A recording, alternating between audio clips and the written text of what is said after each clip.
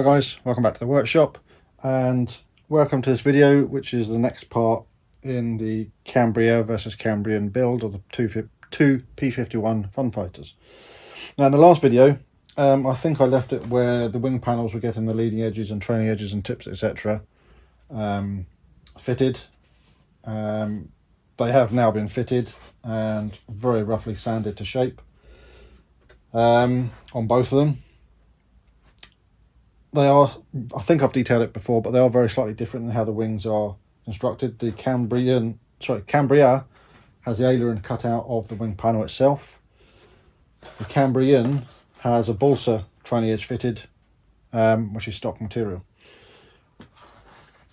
That in itself isn't a major problem at all in the build. It's just two different ways of doing it.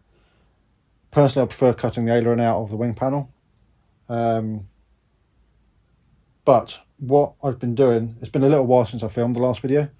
A lot of people are saying, oh, when's the more Funfighters coming? So this is me starting back on it again. I've been having a good look over what I should be doing next. And I was thinking to myself, well, I'll get the wings joined. If I can get the wings joined, they're going to be obviously bigger than the boxes they're in. But also, I've noticed there's a few things that I want to check and make sure work with a fuselage. So for example, on the P-51 you've got this balsa block on the leading edge at the nose to give it the right shape, but then in profile I don't know how it's going to fit on the fuselage. So what I'm going to do is make a start on the fuselages. I'll do one first, so it's focusing on that one particular one, probably the Cambrian P-51, and focus on that. And then once that's up to a sort of framed up stage, do the Cambria, because then I can check both potential issues on the two fuselages of each kit. Make any sense? Makes sense in my head. So I'm going to put you down somewhere, get set up and see about getting parts out for one of them. Okay, so we're looking at the Cambrian build first on the fuselage. And I've already come across the first issue. The first thing I did was look at the instructions to see what they're saying about the process for build, what steps you need to try and keep it as accurate to the instructions as possible. I'm doing my best not to use my own initiative and just do what I think is best for this, because I want to demonstrate what the kit says. The first instruction or first line on the fuselage build is to basically get the engine mount up to the firewall out with the model, so you can do it accurately and get all the T-nuts and everything, and then build the firewall into the model. This is the mount that comes with the kit. In itself, no problems with it. The biggest problem is it's too small. It might fit a 25. I haven't tried it, if I'm perfectly honest, because I'm not actually fitting a 25 to either of these models. I'm fitting OS32 SXs to these, which I happen to have one here. It's too small. I can make it fit width-wise. I could open it out just a little bit to make it fit, but the bearers themselves are just not long enough. Now the other issue is that the instructions say that the rear of the spinner, i.e. the front of the prop driver, should be 75mm from the rear face of the mount. There's no way on hell's earth that this engine is going to be 75mm from there to the mount. It's probably already over 75mm just between my fingers there. So what I've done is I've looked at the other kit to see what's in that one, and strangely enough they supply one of these mounts. This is a Ritmax one. This is one that I just happen to have in my stock that matches the one in there. It's an Irvin engine mount, 35 size, and strangely enough this fits perfectly the 32. Really long bearers, so they can be cut back if need be. But what I am going to have to do, I suspect, possibly even on the other kit as well, is extend the cowling of the fuselage, the balsa block area, extend that out I'm guessing 15, maybe 20 mil to fit the engine, which again, it's not a problem. Just need to be aware of it. So I'm going to see about fitting that mount, this different mount, to the Firewall, and getting the Firewall prepped for going into the fuselage. Okay then, so off camera I've made a little bit more progress. As I said, I've now mounted and then removed the replacement mount. I'm sure I said it before, the one that came in this kit. This is the Cambrian kit. It's for a 25 size, and even a tight 25 size at that, so it's not going to fit the 32s that we're going to be using. So that's all done. That's ready to be glued in. I'm trying to keep both kits progressing at the same rate or stages. I checked on the Cambria kit to see what happened, if anything needs to be done to the Firewall on that, and I suspect it will need exactly the same treatment, but there's a slight difference. Cambrian kit is 3mm birch ply Firewall. Cambria is 2 plies of 3mm birch ply that's epoxied together. So that's what's happening there, that's epoxying together just now. Once that is epoxied together, I'll do exactly the same thing as what I've done with the other Firewall, get the mount screwed onto it, etc. Get the T-nuts on the back in and glued in. As a point of note, on the I've got to get this right, on the Cambrian kit, the instructions say use the supplied T-nuts. No T-nuts supplied in the kit. It's supplied with stiff nuts, like nylox, which will work, but they're going to be right faff to get on and off. So I just use M4 T-nuts that I had in stock.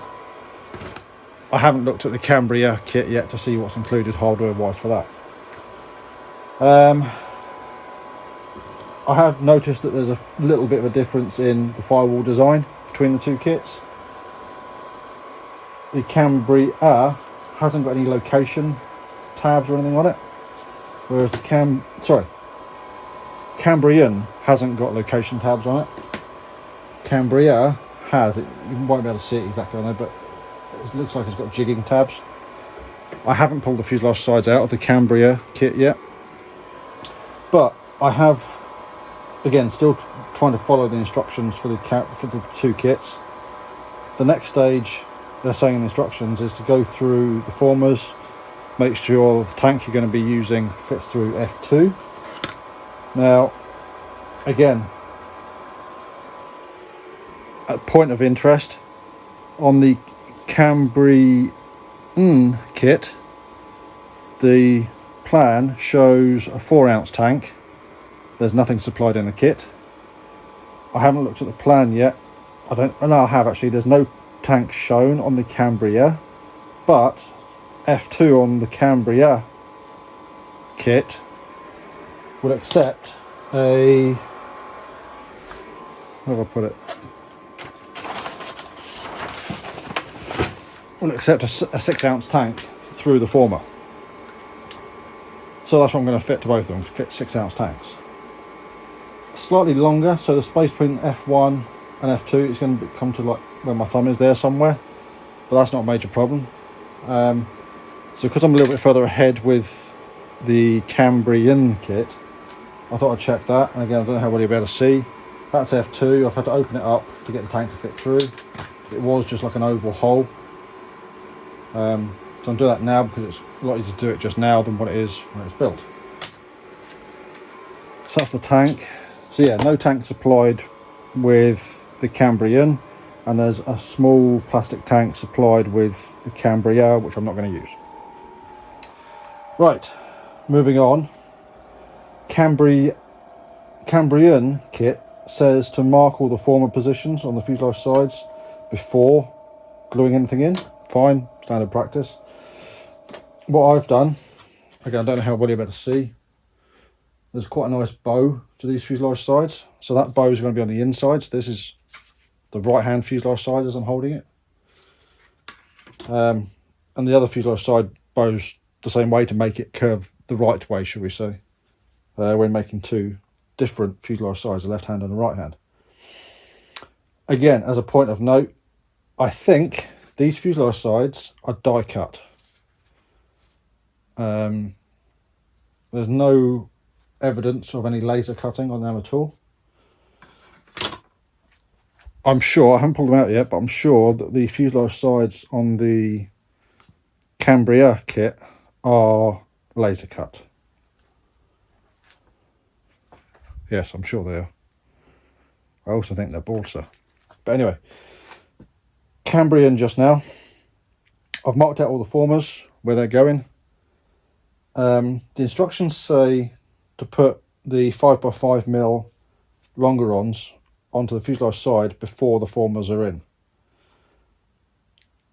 I am going to deviate from that instruction. I'm going to fit the formers that are perpendicular to the fuselage sides before the longerons, and then fit the longerons in between the formers.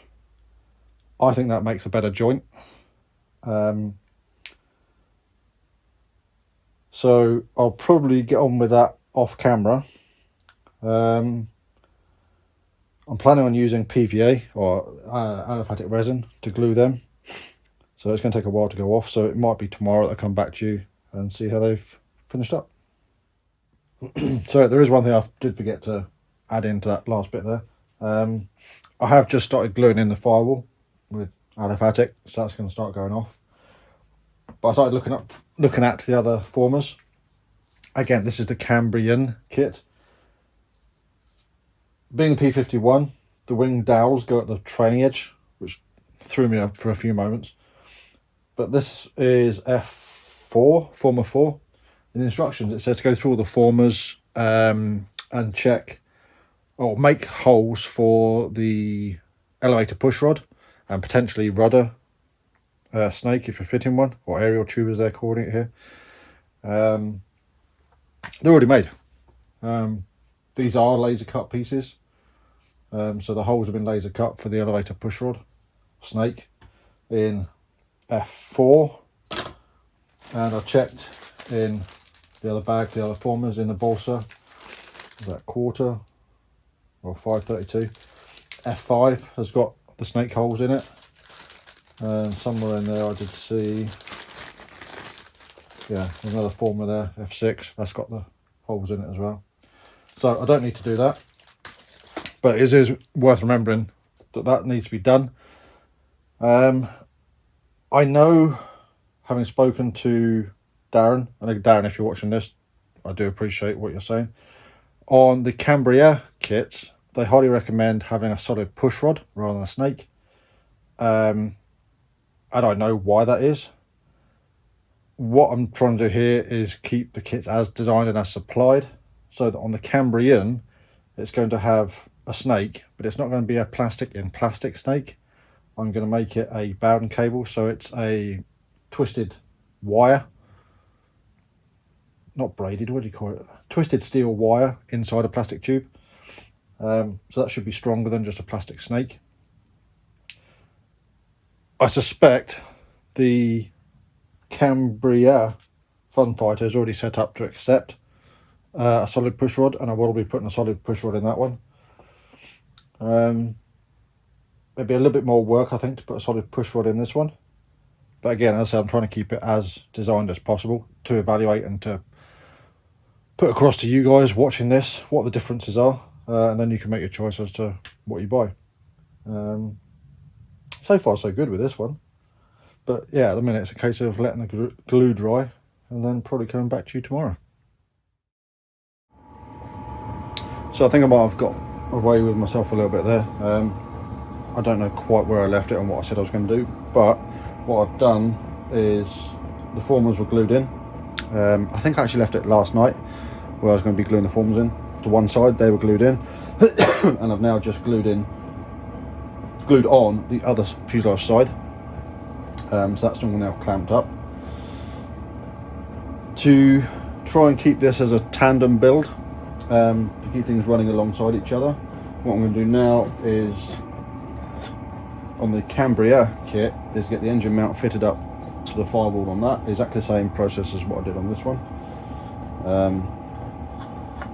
So then I can do that with the other kit while either this is drying or something else is drying. I can then start putting the balsa 5x5mm into this one.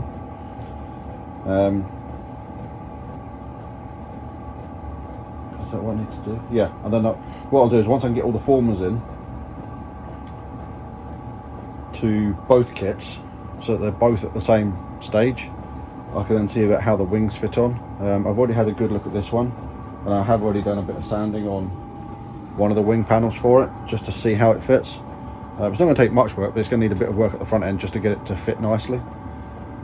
So yeah, that's the plan of attack just now. As I say, it's not much, it's just a case of drilling 4 holes and get some T-nuts on. But then we're going to waste on glue again, I think.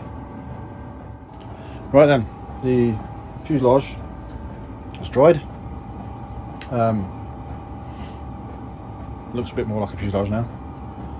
It's all relatively straight and true, or as straight and true as it's going to be before it gets added strength put into it. So more than happy with that just now.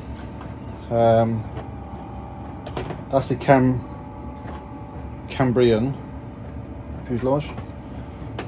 I've now got to this stage with the Cambria.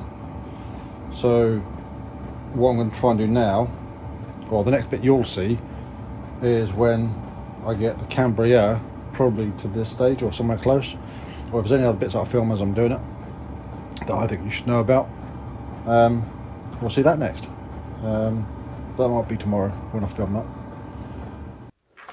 Okay, so it's a couple of days later now from the last bit you've just seen. A few things have got in the way. Moving on, I left you with the fuselage for the Cambrian P-51. So that's at that stage. It's got 2 sides, 3 formers, and I want to get the Cambria fuselage to that same stage as well, so I can do the same checking of the wing fit, etc., before moving on with the wing build. So I have some parts. I have consulted the instructions, and not the very first thing, but item number 3 actually says about laminating the 2 Firewall parts together, but I've already done that because I knew it was going to be done at some point. The very first instruction says glue the ply doublers 9 to the fuselage sides 10. So this is where the kit differs from the Cambrian. The Cambrian was 3mm light ply fuselage sides. On the Cambria, you've got, I think, 332, maybe 1/8 fuselage balsa fuselage sides, and then you've got a 16th ply internal doubler, which need to be laminated together. So you've got 2 of them, no, 1 each side, and they need to be laminated together before you can go much further. I'm going to epoxy them with some 24-hour really thin epoxy so it bonds in well to both sides of the wood, soaks into the balsa, etc., and into the ply as well. So the first thing I'm going to do with that is on the bonding face, which is this one, not this one, is give that a light rubbing down just to key it up a little bit, take out any release agents from the production of the ply. Do that on both sides. I'm then going to mix up some thin resin, brush it on, let it all soak in, and then put the 2 parts together and weigh them down with a ton of bricks and leave it overnight. In the meantime, what I'll probably do once it's drying is get on and put the balsa longerons into the Cambrian fuselage sides. But I'll come back to that in a minute. So Cambria fuselage sides are now laminated with epoxy and gluing. That will be at least tomorrow before I can really do anything with them. The epoxy I've used is actually laminating epoxy. It's like wing skinning epoxy, so it's really thin, almost like water, but it means it can get right into the wood, soak in and get a good bond in both the balsa and the ply. So that'll be tomorrow. The next thing I said I was going to do was get the longerons onto the Cambrian fuselage sides, or fuselage now, as well as the wing seat, also wing seat doublers. I'll possibly do them first. What else can I glue? I'm going to see what else I can glue into here before I call it a night. The more I can get glued in one go, the better. So yeah, it's going to be longerons across, I don't know how well you can see, across this edge here or inside there, top edge of the fuselage to here, and then bottom edge of the fuselage to roughly there somewhere. All as per plan, so I'm following the measurements and directions on there. And that's all going to be done with aliphatic resin. That won't take as long to go off as the epoxy, but it's still going to take a good few hours to go off properly. I'm just going to clamp it in place with some spring clamps. So I'll crack on with that just now. Not quite sure why I left you in the last section. Currently I've got the last couple of little bits on the Cambrian fuselage drying. Put them in the house where it's a little bit warmer, so it might dry a little bit quicker. Just like little bits of longerons and supports around the firewall area. So that while that's drying, move on, try and progress the Cambria fuselage. Both sides have now got the doubler, is upside down, got the doubler and the longeron on as per instructions. So then I started looking at the formers to go on. I have noted a couple of things in the instructions that don't quite tie up, but I think I've got an explanation for it. First of all, when I was just looking at the formers themselves, F4, or whatever this former is, it says to actually drill the holes for the wing dowels. They come supplied as drilled. And there was something else, I can't remember what it was, but I'll come back to that in a second. Also, this hole here, I was trying to figure out what that was. Looking on the plan, it's for the, I'm going to sneeze, it's for the wing bolt plate, this one, and that needs to go in before the fuselage sides are joined, otherwise you won't get it in. So I'm glad I noticed that. That isn't mentioned in the instructions as far as I can see. But those two, I'm going to call them issues, they're not issues, it's a minor little thing. Those two things are not noted in the instructions because I think the instructions are from a previous version. This is like an updated version of the build to what the instructions are. And I think on the plan as well, the plan shows things that in a slightly different way. I'm not exactly, I can't think off the top of my head, but I was thinking to myself, well, that doesn't quite tie in. It's all going to work, but there's just something not quite right. But anyway, that's a by the by. It's a minor little thing, but it's just something I thought I'd note. So the plan now for this fuselage side, I'm going to work systematically along one fuselage side, starting at the front, getting the firewall glued in, whatever form of that is, number wise. What form is that? That is, so that is actually F2, that's F3, F4 and F6. So I'm going to get them glued in, probably with epoxy, just for a better, stronger joint, probably quicker as well.